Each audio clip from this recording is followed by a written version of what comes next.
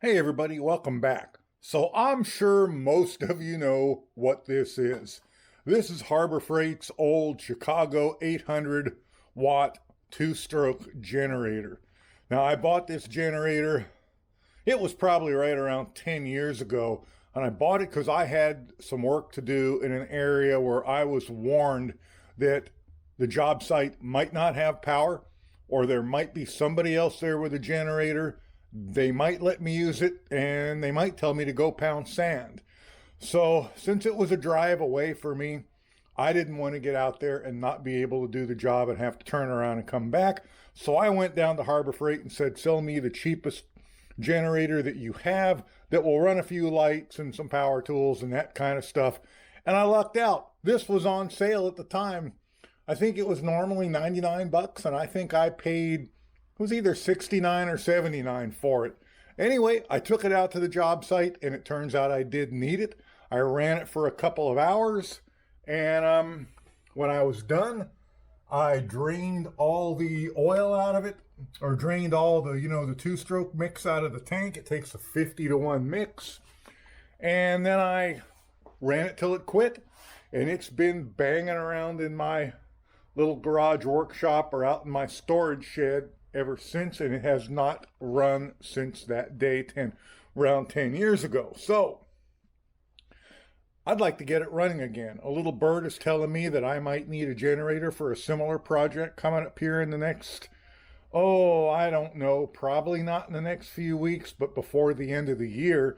So I'd like to see if I can get this thing working, if it will do that and I can test it out, or if I need to go buy another generator. Yeah, I could run down to Harbor Freight and for 400 bucks, so I could buy one of their little 1400 watt, super quiet, super safe, super wonderful inverter generators. But I don't really want to do that for one job when I think this one will do it. So, right now, all the controls seem to work. And let me set the, I think the motor should still turn over. I have to admit I haven't tried it, but I think it should turn over. Let's try it. Let me put the camera down on this tripod thingy here, and let's see if it'll spin over. Oh yeah. Oh yeah, not a problem. So, let's look in the gas tank too.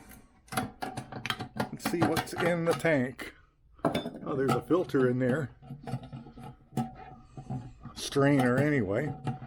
Not going to come out without a fight, is it? Apparently not. There we go. And I'm going to grab a flashlight.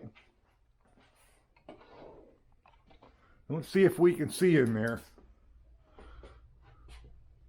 Yep, it's bone dry. There's nothing in it. Now, I was watching another channel occasionally called Chicanic. You guys ever watch Chicanic? A young lady who owns a small engine repair shop. I'm not really into small engines. I don't do lawn work, yard work very often. And anymore when I do, I tend to use battery powered stuff when I can. But she was talking about how to make it so that you can leave an engine like this sit for 10 years and it will still start without a problem. Rule number one was to do what I did, which was drain the fuel out and then run it till it quits. And then she suggested putting straight two-stroke oil in the gas tank and using the primer bulb, which this doesn't seem to have one of, and whatever until you flood the carburetor, the cylinder, and everything with straight two-stroke oil. Well, I obviously didn't do that. But I'm going to get some mix made up. Let's see if this thing will run or if I've got to go buy another one. If I remember right, this thing was loud and smoky, which was fine for the previous job I had for it. For this one, next job, I don't know. So I actually want to run it. I want to remind myself of how smoky it is and how noisy it is, and make up my mind whether I should buy something new or whether this will work. So I have here some gasoline, which is probably only about 6 months old, and some Supertech two-stroke oil, which honestly is as old as this generator is, because that's when I bought it, I think, because it's the only piece of two-stroke equipment I have had since then. So a 50-to-1 ratio I'm reading is 2.6 ounces per gallon. I'm not going to put a gallon in this thing because I don't want to run it that long and I don't want to fool around draining that much out. So I'm going to put a quart in. So 4 quarts to a gallon, 2.6 divided by 4. What is 2.6 divided by 4? I got a calculator right here. Let's try it.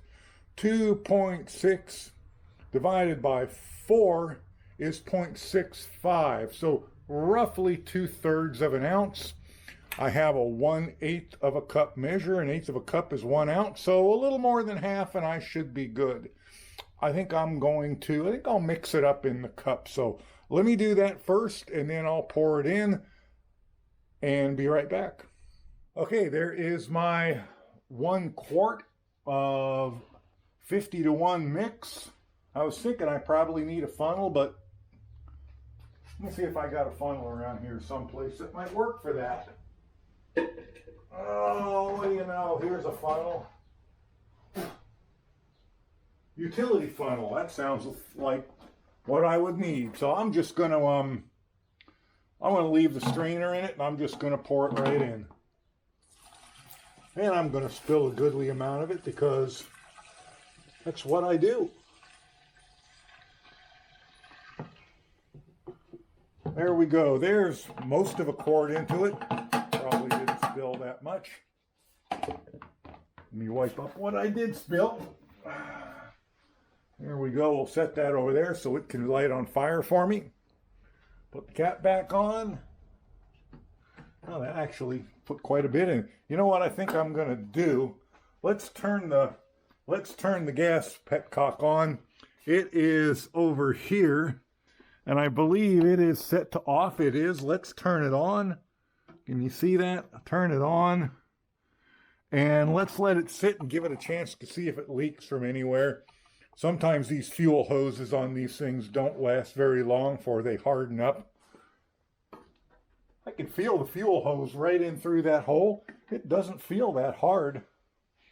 But let's let it sit for about 5 or 10 minutes and let's see if it leaks. I'm going to leave the cap off so make it easier for it to drain into the float bowl. Assuming there's a float bowl on these. I don't know that there is. I've never taken this apart. I'm assuming that this is the intake here and the carburetor's under that. Maybe we should look. Let's look in there.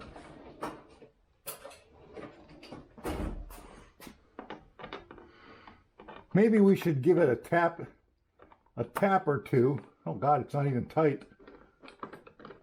I have never had this thing apart before and have no great desire to take it very far apart today, to be honest with you. But let's look in there. I don't want to do what I did with my old lawnmower where I tap on the carburetor and it turns out it's a plastic carburetor and I break it. Here's the carburetor here. Can you see it? Give us a chance to make sure the choke works. There's the carburetor right there. Here's the choke lever. Choke lever works. That's looking good. It looks perfectly clean. It looks brand new. Like I said, it may have gotten run for 2 hours that one day I used it. I'm just going to give it a little tappy tap with a screwdriver handle because it's what I do. This must be the air intake here. You think? That the air intake there? I don't know. See, this went like that, right? So that almost completely covers the carburetor. So oh, I see. Here's the air filter here. This is the air filter. That's what the air filter is. That's the air filter there. And air, well, this is completely closed off, that little hole there. So, that looks like that's where air goes in though.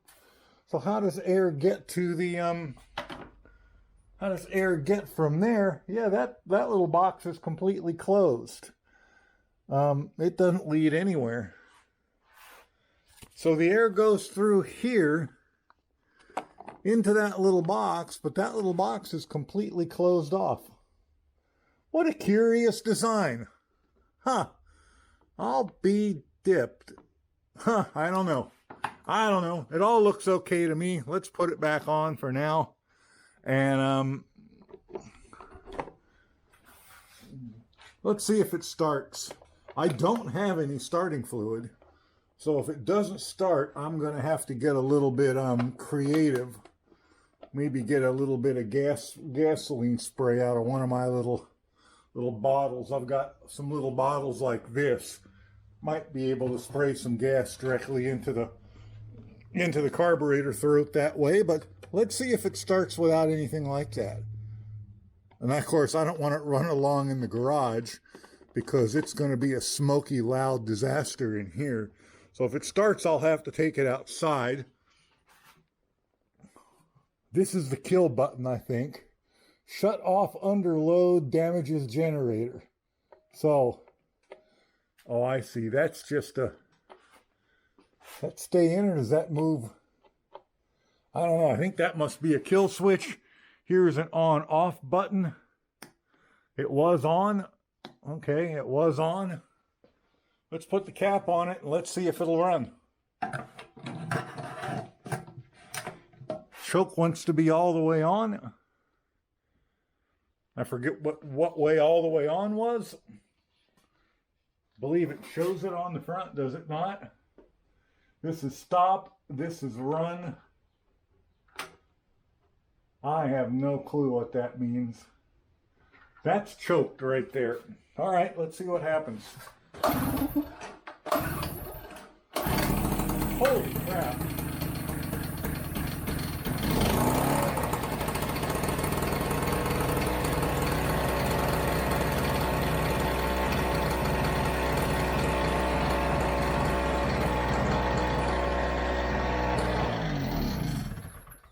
Honest to God, fellas, I wasn't expecting that. I was expecting to have a battle with this thing because it has not run for 10 years. Okay, let's let's take it outside and let it warm up a little bit. We'll put a load on it too. Okay, I am outside now. Let's get this thing running. I got that halogen light there to put a bit of load on it, but let's get it warmed up first. I'm going to go back to about half choke. Oh, turn it back on could probably help.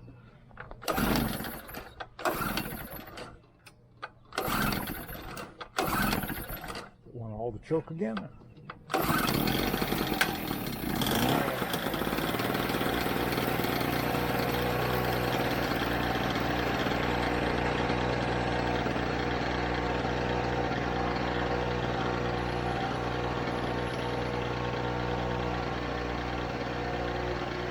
Honestly, that's not as loud as I remember it.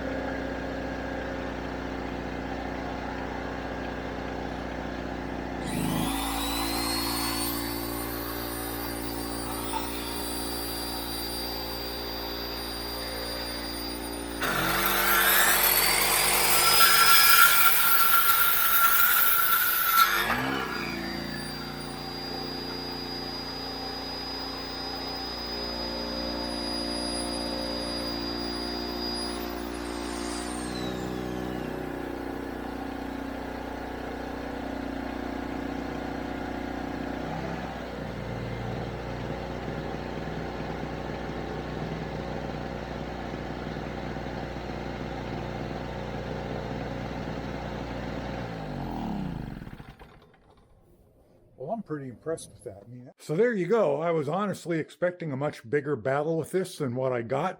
I figured I was going to have to pull this thing 1,000 times to get it to run and go get starting fluid or spray gas down the carburetor throat and check the spark and all that stuff. And I didn't have to do anything of that. It fired right up like the day it was new and ran like the day it was new. Gotta love a two-stroke. Maintain them even slightly and it'll seem like they'll always work. So anyway, like I say, I was expecting this to be a much longer video and it won't be, but this is the Harbor Freight. This one's called the Chicago Electric 800 watt, 900 watt max portable generator. They called these things by a bunch of different names over the years. Tailgaters, Storm this, Cat that, you name it. It was painted red for a while, blue for a while, green for a while. Apparently Harbor Freight doesn't sell them anymore. I could not find them on their website anymore. The least expensive generator I see on their website now is that 1400 watt inverter for, right now it's on sale for $397, which is a pretty good price for an 1400 watt inverter generator. But I don't need one as long as this works, I don't think. And I'm pretty happy with this. So if you find these things at yard sales or garage sales or, you know, swap meets, and it looks like it's in decent condition, they're definitely worth having for an emergency if 800 watts will get you by for what you need. Anyway, thanks everybody for watching. I will catch you in the next one, and bye for now.